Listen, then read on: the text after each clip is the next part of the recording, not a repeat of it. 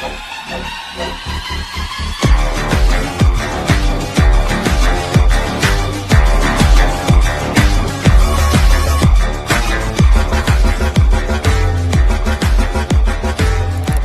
କାଳ୍ପନିକ କାହାଣୀ ଏବଂ ମନୋରଞ୍ଜନ ପାଇଁ ଉଦ୍ଦିଷ୍ଟ।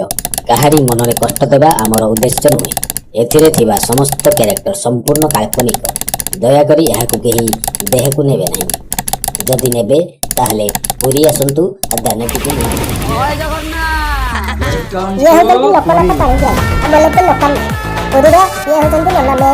ଲୋକନା ପ୍ରଣାମ। ପୁରୀରେ ଏତେ ହୋଟେଲ ବଢିଗଲାନି ଯେ ଆଉ ଆମ ହୋଟେଲ ବେପାର ଠପ ହେଇଗଲାନି। ଆଉ ହୋଟେଲ ବେପାର ଚାଲିବନି ବୋଧେ। अरे पुरी रे जेते होटल बढ़ियो बड़ू आ लोकाना थिबे जाय ता व्यापार केबे ठप होबनी बुझिलु।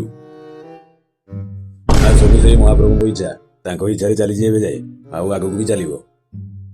हाँ लोकाना सेही सब तो से महाप्रभु को इच्छा हो हो आ कहलु हमर से नुआ होटल टा काम जो चलीतिला आउ सेटा केते बाट गला काम सरला कि नहीं। आ पुओटा लिट्टू न पडु जे बाहर जानिचु तार पाठ पढ़ा सइलानी आ बाबूजी ताको आनी होटल टा दे देबी बुझाबुझी करियो तापरे मो काम सरिला महाप्रभु को सेबारे लागिबी हाँ जे ना सेठी होटल तो काम चली किंतु गोटे असुविधा अछि। अरे कौन असुविधा सेठी? अरे नोना आम होटेल जोटी होउची कि से जो नलिया साई रे से नलिया साई रो दुईटा बस्तीर घर भांगिबार अछि। सेटा न भांगिले होटेल हेई परिबनी। आउ से एरिया तो जानिछ आ बाबूना अंडर आछि तो ता बिना अनुमति रे किछि सेठी करियबनी। ओ अच्छा अच्छा से बाबू कहीं जाले काम बंद ही पड़ी जी। हो से बाबूना को कही गोटे मीटिंग अरेंज करो कथबार्ता टिके होबा आउ। आ लोकाना आउ सब ठीक अछि जे बाबू भाई तो मीटिंग अरेंज करि दबा किंतु से नलिया साई रे दुईटा घर भांगिबा को पड़िबो। अरे नाडू की रे अरे कौन कहली बुझी पारलुनी कि रे अरे मु कहली जे बाबू को डाको ता से गोटे मीटिंग अरेंज करो आ कौन हेची बुझीबा आउ नले सुन आ जदी से कथा न मानिला ताले जाकी घर भांग मु से नीलू को कहबी जे काम करे देबो आ लोक मानु कहि भांगी देबो हला। आ नाही लोकाना आ तमे से लोक मान को जाननो कि नलिया साई रो आ से माने बाबू भाई कथारे उठंदी बसंती आ बाबूना जहा कहबो सेटा से माने करिवे ता बिना अनुमति रे ताको घर भांगी परिबनी। हो ऐसे नीलू को कौन लगेलु आ बुझी भिडियो कॉल कर दे। हेलो नीलू ना लोकाना कथा हेबे नियो। आ नीलू की रे कौन करूचु? महाप्रभु प्रणाम। आज केमिति आम कथा मन पड़ीगला। अरे नीलू ऐसे कथा कौन कि मोर गोटे होटेल नलिया साई रे होउची तू तो जानिचु। से होटेल रे पाखरे नलिया साई रे दुईटा घर आसुची आ ताको भांगिबा को पड़िबो तेनु कामटा तू टिके कर दबु आउ। महाप्रभु एइटा गोटे कथा आ काम हेइ जिवो आ मालिके आउ से घर दीटा भांगिकी होटेल काम हबो आउ आम कथा भी टिके बुझी देबो ना हेले। अरे होरे नीलू आ तो कथा कौन से बाहर कथा तो हो होटेल कामटा सरू से होटेल पाखरे गोटे बाहर कर दबा आउ। हाँ महाप्रभु से बाहर कथाटा टिके अछि आ सेटा बुझी दियो मु तम कथा बुझी देबी हला। हाँ बुझी देबी रे गोटे असुविधा अछि सुन से घर दीटा नलिया साई रो बाबू जेना अंडर आसुची तो तू ताकू टिके बुझिबू बोल से कथबार्ता हबो हला। बाबू जेना अंडर आसुची हो महाप्रभु देखिबा मु जाई बुझुची कोन होची हला। अरे गेडा अनेस्टी आ तमे दुई जण गलो सेठी मामलाटा को पूरा बुझी सेट करी गाइबो आ जदि न मानिबे तांको सो नेगोशिएशन करिवो आ कोन कहउचन देखि हला। नोने नेगोशिएशन माने कोन? अरे धोखा देबा सारा नेगोशिएशन माने कोन जाने अबे जीबू तांको सो बसी कथाबार्ता करिवु कोन बदल रे नेबे पचारिवु आ टंका जदि नेबे तो नेबे सेही कथा कहिवु आ नेगोशिएशन माने कोन जाने कोडु सळा पळि आइची एटा ए हो ने आमे जाउचु आ बुझी की मामला पूरा सेट करी आइबु। अरे सुना तुम मैंने आमको नीलुना पठेची लोकानार ये होटेल हम तो दुईटा घर आसू भांगे पड़ो बेले तुम निजे निजे जीव ना आम भांगू कौन एमती दादागिरी कर आम घर भांगबूनी कुआड़े जीवनी आम घर यहाँ आम रही बेले पुओ देखू कथा कह गोटे बुझुन आ तुमको पुरी टाउन नुआ घर दिज्व आ टंका दिज्व आ तथापि कौन जीवनी कौच है नाई आम कुआड़े जीवनी तुम जहाँ कहार अच्छी बाबूना को कह आ बाबूना जहाँ कहे आम कर जाओ बाबूना कथा हो जाओ ये होती बाबूला माने बाबू जेना पुरी समस्ते बाबूना बोली ବାବୁନା ସେ ନିଲୁନାର ଲୋକମାନେ ପାଉଡର ବେପାର ଆରମ୍ଭ କରିଦେଲେନି। ଆଉ ପାଉଡର ବେପାର ପୁରା ପୁରୀରେ ସବୁଆଡେ ମାତିଗଲାଣି। ସବୁ ଯେତିକି ଯୁବପିଢି ଖାଇକି ନଷ୍ଟ ହେଇଗଲାଣି ସେ ପାଉଡର ଆଉ ଗଞ୍ଜେଇ ପିଇକି। ଆଉ ଲୋକ କିଛି ଅବସ୍ଥାରେ ନାହିଁ, ଘରେ ଘରେ ସେଗୁଡା ଚାଲିଲାଣି ଆଉ। ଏ ପଶୁ ଆଉ ବେଲେ ପୁଅ କିଏ ପୁରୀରେ ପାଉଡର ବେପାର କଲା କି? ବାବୁ ଜଣା ବଞ୍ଚିଥିବା ସେ ପୁରୀରେ ପାଉଡର ବେପାର ହବାକୁ ଦେବନି। ହବ କଣ ବାବୁନା, ପାଉଡର ବେପାର ଚାଲିଛି, ଜୋରସୋରରେ ଚାଲିଛି। ସେ ଲୋକାନାର ଲୋକମାନେ ଆଉ ନିଲୁନା ମିଶିକି ପୁରା କୁଡୁ ଛତ୍ର ଉଡେଇଛନ୍ତି ଆଉ। ପରଶୁ ଆରେ ଶଳା ଏମାନଙ୍କୁ ଚୋଟ ଦେବାକୁ ପଡିବ। ଆଉ ଗଲୁ ଯୋଉ ଶଳାଟିକୁ ଦେଖିବୁ ବେଦ ପିଲା ଯିଏ ପାଉଡର ବେପାର କରୁଥିବ ଆଉ ଶଳାକୁ ଦେଖିବୁ ମାନେ ଚୋଟ ଦେବୁ, ସିଧା ଚୋଟ ଦେବୁ ହେଲା। ଯାହା ହବ ମୁଁ ଯିବି। ହଉ ନା ମୁଁ ଯାଉଛି ଆଉ।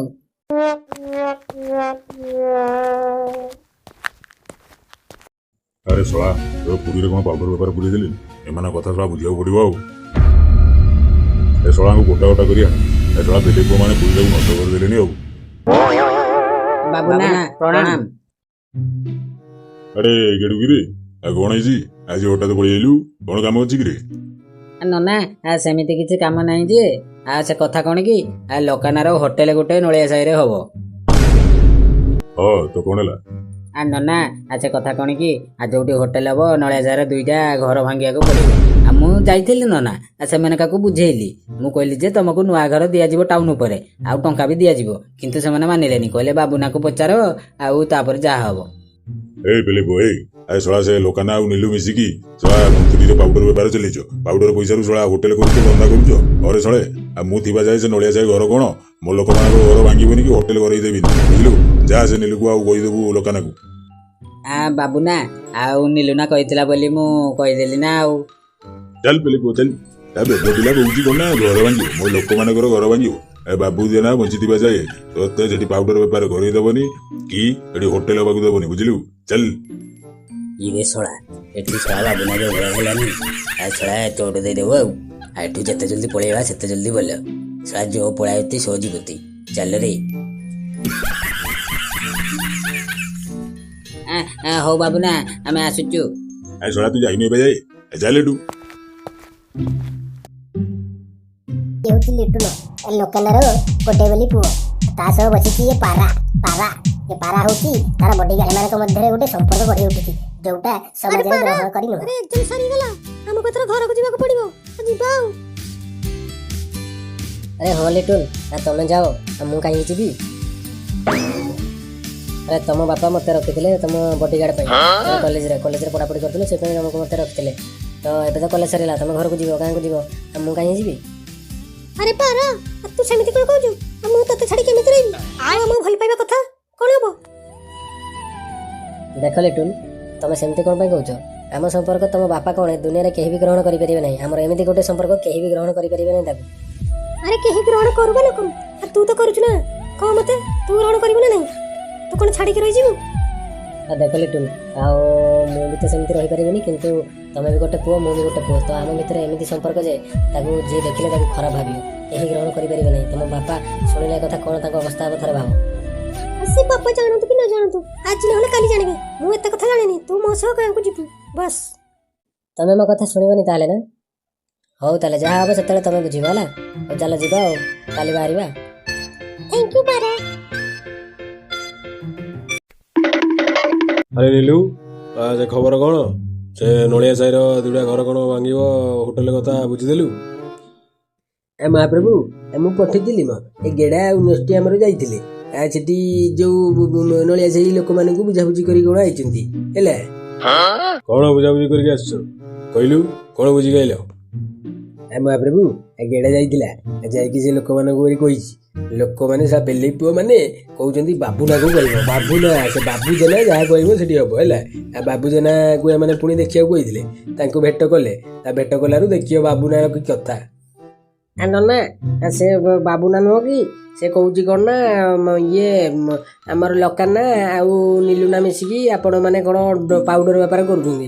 ସେବେଳେ ଜାଣିପାରିଛି, କହୁଛି ଯାହାକୁ ଗୋଟେ ଗୋଟେ ପାଇବି ଚୋଟ ଦେବି। ସେ ପେଲେ ପୁଅ କହୁଛି ଚୋଟ ଦବ। ଏ ପେଲେ ପୁଅ ସେ ବାବୁ ଜେନା କଣ ଏମିତି ଗଲାଣି?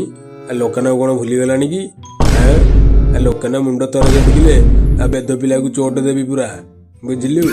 ତାକୁ ଯାଇକି ବୁଝାରେ। ମହାପ୍ରଭୁ ତମେ ଟେନସନ ନିଅନି ମ ମୁଁ ଅଛି, ମୋ ଲୋକମାନେ ଯାଇ ବୁଝିବେ। ସେ ବାବୁଜେନା କଥା ବୁଝିଦେବା ହେଲା। ତମେ କାହିଁ ଚିନ୍ତା କରୁଛ? ଆରେ ଚିନ୍ତା କରିବିନି ନା, ମୋ ପୁଅର ପାଠ ପଢ଼ା ସରିଲାନି। ଏଠି ଆଜି ସିଏ ଆସୁଛି, ପୁଣି ତାକୁ ହୋଟେଲରେ ଦେବି କହିଥିଲି। ଆଉ କାମ ନହେଲେ ଆଉ କ'ଣଟା କରିବି? ଆରେ ଚଳା ଆଉ ଭୁଲି ଯାଇଛି। ଆଉ ପୁଅଟା ଆଜି ଆଉଛି ରେ। ଆଉ ତମେ ଦେଖ ଦେଖ କୁଆଡ଼େ ଗଲା। ହେଇତ ନା ଲିଟୁନ ଆଇଲେନି ଆଉ।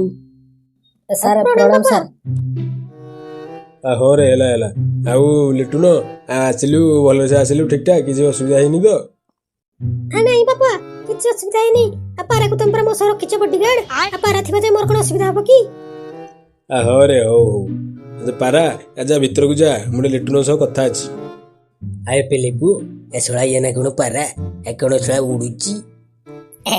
ନାଇଁ ଏଇଟା ନା, ଏ ଶଳା ଉଡୁନି। ଏଇଟା ମଣିଷ ପାରାଟା। ଏଇଟା ଖୁମ୍ପୁଛି, ଲିଟୁନକୁ ସବୁବେଳେ ଖୁମ୍ପୁଛି। ଆରେ ହଁ ରେ, ସେଇପାଇଁ ଶଳା ସବୁବେଳେ ଚିପକିକି ରହୁଛନ୍ତି ଦୁଇ ଜଣ ଆଉ। ହଉ ସାର୍, ଆମେ ଯାଉଛୁ ଭିତରକୁ ଆଉ। ଆରେ ଲିଟୁନ, ଆରେ ମୁଁ ତ ତାକୁ ପଠେଇଲି କଲେଜରେ ତୋ ସହ ବଡିଗାର୍ଡ ହେଇକି ରହିବ, ତୋ କଥା ବୁଝିବ ସୁବିଧା ଅସୁବିଧା। ଆଉ ତାକୁ ଏକ୍ଜାମ ସରିଲା ଘରକୁ ଯାଇଥା। ଆଉ ତାକୁ ଧରିକି କ'ଣ ପଳେଇ ଯାଇଛୁ କିରେ? ଆରେ ବାପା, ତମେ ତ ନିଜେ ତାକୁ ମୋ ସହ ପଠେଇଥିଲେ ବଡିଗାର୍ଡ ପାଇଁ। ପୁଣି ମୁଁ ତାକୁ ନେଇକି ଆସିଲି, ଏଠି ବି ରହିବ, ମୋ କଥା ବୁଝିବ। ତମେ ପୁଣି ରାଗୁଛ କ'ଣ ପାଇଁ? ଆରେ ସେ କଥା ନୁହଁ ଯେ, ଆସିଲେ ରହିଲେ କିଛି ନାହିଁ। ତୁ ତାକୁ ମୁଣ୍ଡ ଉପରେ ବସେଇ ସାରିଲୁଣି, ଏତେ ମୁହଁ ଦଉଛୁ। ତା ସହ ଧରିକି ଆସିଲେ ପୁଣି ତାକୁ କ'ଣ ପାଇଁ? ଆରେ ବାପା, ତମେ ସେ କଥା ଛାଡ଼ ମ। ମୁଁ ତାକୁ ଯୋଉଠି ବସେଇବା କଥା ସେଇଠି ବସଉଛି। ତମେ ସେଥିପାଇଁ ଟେନସନ ନିଅନି। ହଉ ହଉ, ତୁ ଯା ଘରକୁ ଯା। ଆସିଲୁ ଫ୍ରେଶ ହେଲୁ, ଖିଆ ପିଆ କରିବୁ ଯା। ତୋ ବୋଉ କ'ଣ ରୋଷେଇ କରିଛି ଦେଖିବୁ ଯା। ହଉ ବାପା, ମୁଁ ତାହେଲେ ଆସିଛି ଆଉ। ଆରେ ଦେଖିଲୁ ନିଲୁ, ପୁଅଟା ବିଦେଶରୁ ପାଠ ପଢିକି ଆଇଲା, ପୁଣି କେମିତି କଥାବାର୍ତ୍ତା କରୁଛି। ଆରେ ଛାଡ଼ ନା ନିଲୁ ନା, ସେ କଥା କିଛି ନାହିଁ। ସେ ସାନ ପିଲା, ସେ ସାଙ୍ଗ ସହ ମିଶୁଛି, କ'ଣ ଅଛି? ସେ ଠିକ୍ ହେଇଯିବ, ବଡ଼ ହେଲେ ଠିକ୍ ହେଇଯିବ ହେଲା। ଆଉ ଆମେ ସେ ହୋଟେଲ କଥାଟା ବୁଝେ। ଆରେ ହଁ ରେ, ମୋ ମୁଣ୍ଡ ଗରମ ହେଇଗଲାନି ଆଉ। ଯାହା ସେ ହୋଟେଲ କଥା ବୁଝ, ସେ ନଳିଆ ସାହି ବସ୍ତି କଥା ବୁଝ। ନହେଲେ ପୁରୀରେ ପୁରା ଗଣଗଣ ଯୁଦ୍ଧ ଲାଗିବ। ସେ ବାବୁଜେନା କ'ଣ ଭାବିଛି କି ନିଜକୁ? ପୁରା ଖଣ୍ଡା ବୁଲିବ, ଦାନା ବାଜିବ ହେଲା। କହିଦେବୁ ଯାଇକି ତାକୁ। ସାଙ୍ଗ, ଆଉ ସେ ପାଉଡର ଟିକେ ମାରିଲା ପରେ ବିୟର ଟିକେ ନ ପିଇଲେ ଭଲ ଲାଗୁନି ଆଉ। ମାଲିକ, ସେଟା ତୋର ତ ପାଉଡର ପରେ ବିୟର ମାରୁଛୁ, ମୋର ସେଟା ତାଡ଼ି ନ ପିଲେ ହଉନି ଆଉ। ଆରେ ଶୁଣେ, ତମେ ମାନେ ଏଇଠି ବସିକି ଶଳା ପିଉଛ। ସେ ପାଉଡର ନିଶାରେ ଆଉ ଶଳା ତମେ ମାନେ ମଣିଷ ହେଇକି ରହୁଛ। କାମ ଧନ୍ଦା କରିକି 2 ପଇସା ଇନକମ କରି ଘର ଚଳଉନ। ଏଠି ଶଳା କ'ଣ ପିଉଛ ରେ ସବୁବେଳେ ବସିକି? ପେଲେ ପୁଅ, ବେଶୀ କଥା କହନା, ବୁଝିଲୁ? ତୁ ତାର ପିଇଲେ ଜାଣିବୁ ତାର ମଜା କି ପ୍ରକାର। ନାଇଁ ରେ, ମୁଁ କ'ଣ ପିଇବି? ମୋ ବୟସରେ ମୁଁ ପିଉଥିଲି, ଏବେ ଛାଡ଼ି ଦେଇଛି ଆଉ। କିନ୍ତୁ ଆମ ବୟସରେ ଆମେ ମାନେ ଟିକେ ପୁରୀର ଫେମସ ଭାଙ୍ଗ ପଣା ଟିକେ ପିଇକି ମସ୍ତ ରହୁଥିଲୁ। ତମମାନଙ୍କ ଭଳିଆ ଏ ପାଉଡର ଆଉ ସିଗାରେଟ ଆଉ ମଦ ନିଶା କରୁନଥିଲୁ ହେଲା। ଆରେ ଆରେ ଇଏ ଶଳାଟି ଉପରେ କ'ଣ ମାଙ୍କଡ ଭଳିଆ ଝୁଲିଛି କିରେ? ଆଜି କଥା କ'ଣ କି ଅଜା? ଆଜି ଶଳାଟି ମଦ ପିଇ ଦେଇଛି, ପିଇ ଦେଇକି ଉପରକୁ ଯାଇଛି। ତା ପେଟକୁ ନିଶା ଚଢିଯିବ, ସେଇପାଇଁ ମୁଣ୍ଡକୁ ଚଢିବ ବୋଲି ଉପରକୁ ଯାଇଛି। ଆରେ କି ପ୍ରକାର ବୁଦ୍ଧି ଏ ପିଲାମାନଙ୍କର, ନଷ୍ଟ ହେଇଗଲେ ସେ। ହଇରେ ଶଳା, ତୁ ଉପରେ କ'ଣ ସେଠି ଝୁଲିକି ମାଙ୍କଡ ଭଳିଆ ଅଛୁ? ଆଉ ତଳକୁ ଆସୁନୁ। ବୁଢା, ତୁ ବେଶୀ କଥା କହନି, ବୁଝିଲୁ? ମୁଁ ମଦ ପିଇଛି, ମଦଟା ପେଟକୁ ଗଲେ ବେଶୀ ନିଶା ହୁଏ, ସେଇପାଇଁ ଝୁଲିକି ଅଛି। ଆଉ ନିଶାଟା ପେଟକୁ ନ ଯାଇ ମୁଣ୍ଡକୁ ଚଢିବ, ଦେଲେ ସିନା ମାଲଟେ କାମ କରିବ। ତୁ କିଛି ଜାଣିଛୁ ବୁଢା? ହଁ ହେଇଥିବ ଆଉ। ଶଳା ତମେ ମାନେ ଶଳା ସେ ପାଉଡର ନିଶା କରି ତମ ବ୍ରେନ ଆଉ କାମ କରୁନି, ବୁଝିଲ? ପିଅ ଶଳା ନଷ୍ଟ ହୁଅ, ମୋର କ'ଣ? ତୋର କ'ଣ ଯଦି ବୁଢା ଏତେ କ'ଣ ଭାଷଣ ମାରିବୁ? ଯାଉନୁ। ପୁରୀକୁ ଆସିଲା ପାଉଡର ନିଶା, ତମେ ମାନେ ଶଳା ପିଇ ହେଇଗଲଣି ଫସା। ତମ ମାନଙ୍କୁ ସେଇ ମହାପ୍ରଭୁ ଜଗନ୍ନାଥ ଭରସା ଆଉ। ହଉ ମୁଁ ଯାଏ ଆଉ। ବୁଢା ନିଜେ ଟାଣୁଛି ଚିଲମ, ଆମକୁ ବେଲୁଛି ଜ୍ଞାନ। ବାବୁନା, ଆରେ ଆମ ପୁରୀରେ ଯେ ପାଉଡର ନିଶା ଆଉ ମଦ ପିଇକି ସବୁ ଯୁବପିଢି ବର୍ବାଦ ହେଇଗଲେଣି। ଆରେ ତତେ ଶଳା କହିଥିଲି ପରା, ଯିଏ ପାଉଡର ବେପାର କରିବ ତାକୁ ଦେଖିକି ଚୋଟ ଦେବୁ। ବେଲି ପୁଅ କ'ଣ ପୁଣି ଆସିକି କହୁଛୁ? ନନା, ଚୋଟ ଦେବି କ'ଣ? ସେ ତ ଲୋକାନା ଆଉ ନିଲୁନାର ଲୋକ ସବୁ ବୁଲି ସବୁ ବେପାର କରୁଛନ୍ତି। ଧରିବୁ କାହାକୁ? ଧରିଲେ ସିନା ତାକୁ ଚୋଟ ଦେବୁ। ଏ ଶଳାଙ୍କୁ ଆଉ ପାରିହବନି, ଶଳାଙ୍କୁ ମୁଁ ନିଜେ ଯିବାକୁ ପଡିବ ଆଉ। ଏପଟେ ନଳିଆ ଚାରେ ଲୋକମାନଙ୍କର ଘର ଭାଙ୍ଗିବେ କହିଲି, ଆଉ ଏପଟେ ପୁଣି ନିଶା ଏ ଶଳା ଗୁଡାକୁ ଏମିତି ମାରିବି ସ୍ୱର୍ଗ ଦୁଆରେ ବି ଜାଗା ପାଇବେନି। ହଁ ନା ଚାଲ ମିଶିକି ସେମାନଙ୍କୁ ଚୋଟ ଦେବା ଆଉ। ଆପଣମାନେ ଭିଡ଼ିଓଟିକୁ ଶେଷ ଯାଏ ଦେଖିଥିବାରୁ ଧନ୍ୟବାଦ ଏବଂ ପୁରୀ ଉପରେ ମୌଳିକ କାହାଣୀକୁ ନେଇ ଆଗକୁ କ'ଣ ଘଟୁଛି ଦେଖିବା ପାଇଁ ପାର୍ଟ 2 କୁ ଅପେକ୍ଷା କରନ୍ତୁ ଏବଂ ଆମ ଚ୍ୟାନେଲ ସହିତ ଯୋଡ଼ି ରହିବା ପାଇଁ ଭିଡ଼ିଓଟିକୁ ଭଲସେ ଦେଖନ୍ତୁ, ଲାଇକ୍ କରନ୍ତୁ ଏବଂ ଆମ ଚ୍ୟାନେଲକୁ ସବସ୍କ୍ରାଇବ୍ କରନ୍ତୁ। ଧନ୍ୟବାଦ।